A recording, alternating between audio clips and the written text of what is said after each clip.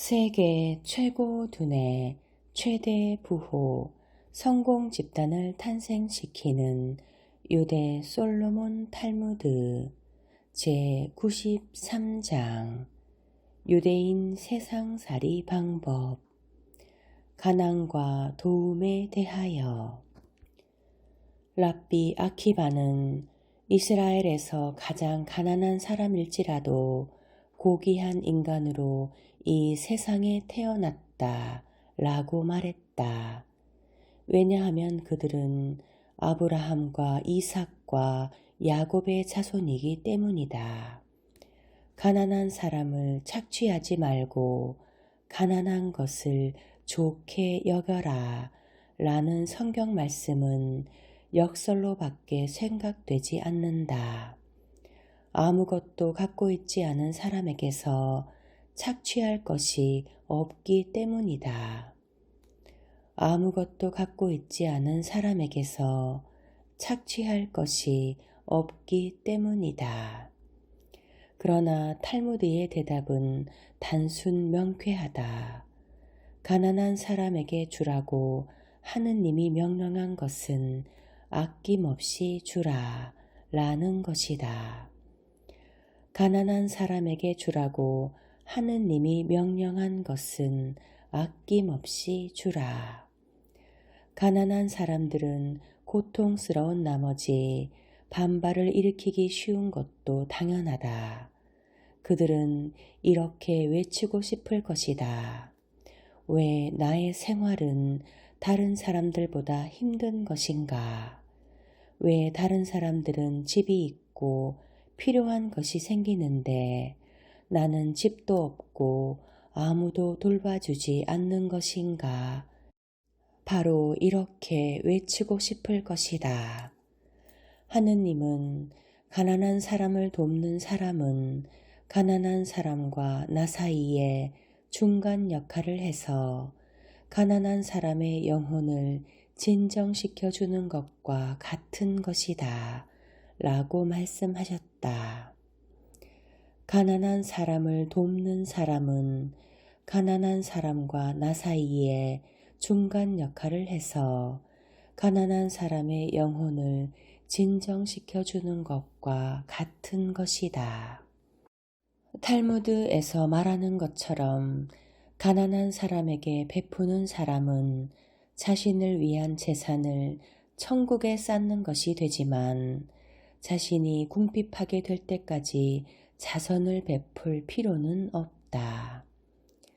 가난한 사람에게 베푸는 사람은 자신을 위한 재산을 천국에 쌓는 것이 되지만 자신이 궁핍하게 될 때까지 자선을 베풀 필요는 없다. 현자들은 현실을 충분히 이해하고 있으므로 빈곤이 죽음처럼 괴로운 것이라는 것을 알고 있었다. 빈곤은 죽음처럼 괴로운 것이다. 자신이 가난하게 되어 누군가에 의지하게 될 만큼 많이 베풀었다 해서 사회에 어떤 이익이 되겠는가?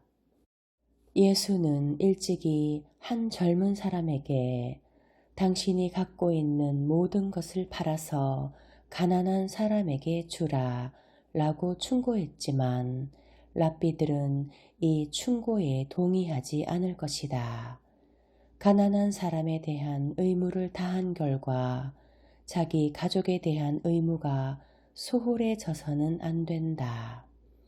남에 대한 사랑 때문에 사회적으로 자기가 파멸하는 것을 요구하지는 않는 것이다.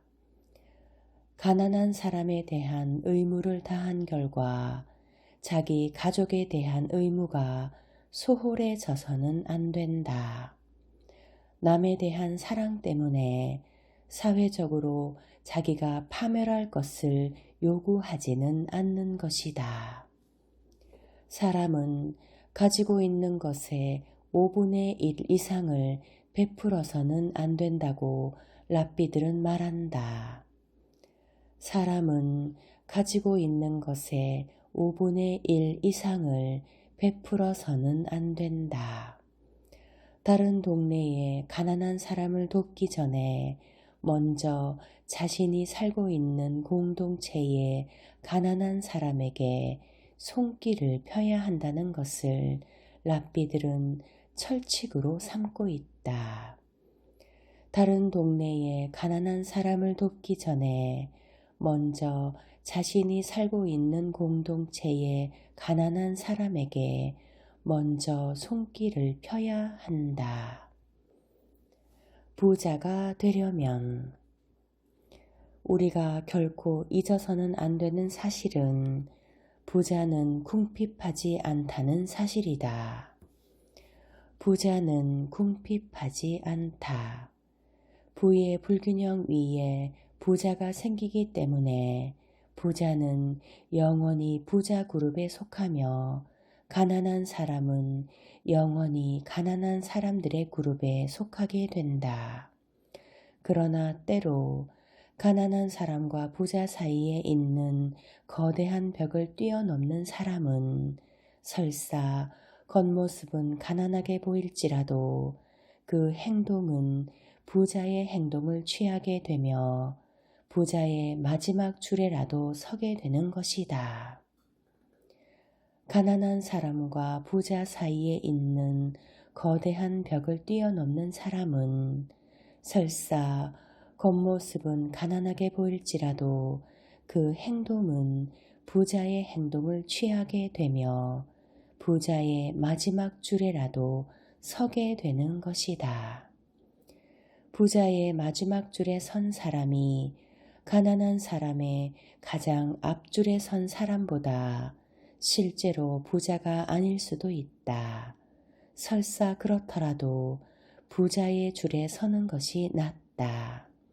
왜냐하면 마지막 줄이라도 부자의 줄에 서 있는 사람은 부자의 사고방식을 갖게 되지만 가장 앞줄이라도 가난한 사람의 줄에 서 있으면 영원히 가난이라는 사고방식에서 벗어나지 못하기 때문이다. 마지막 줄에라도 부자의 줄에 서 있는 사람은 부자의 사고방식을 갖게 되지만 가장 앞줄이라도 가난한 사람들의 줄에 서 있으면 영원히 가난이라는 사고방식에서 벗어나지 못한다. 유대인 중에 부자가 많은 이유는 그들이 부자의 사고방식을 가지고 있기 때문이다. 이것은 실용적 기술이 아닌 바로 철학이다. 유대인들은 그 철학을 일상생활 속에서 실천한다. 그 실천의 기본 덕목은 바로 이것이다. 부자가 되기를 원한다면 베풀어라. 부자가 되기를 원한다면 베풀어라. 부자가 되기 위해서는 자신보다 가난한 자에게 기꺼이 베풀어야 한다는 뜻이다. 남에게 베풀 수 있는 것은 그 사람의 마음이 넉넉하기 때문이다. 마음이 넉넉하고 너그러운 사람의 주변에는 많은 사람들이 모여들기 마련이며 사람들이 모여들면 그만큼 비즈니스 기회가 많아진다. 남에게 베풀 수 있는 것은 그 사람의 마음이 넉넉하기 때문이다. 마음이 넉넉하고 너그러운 사람의 주변에는 많은 사람들이 모여들기 마련이며 사람들이 모여들면 그만큼 비즈니스 기회가 많아진다. 대부분의 사람들이 복을 주신 신하고만 거래하기를 원한다.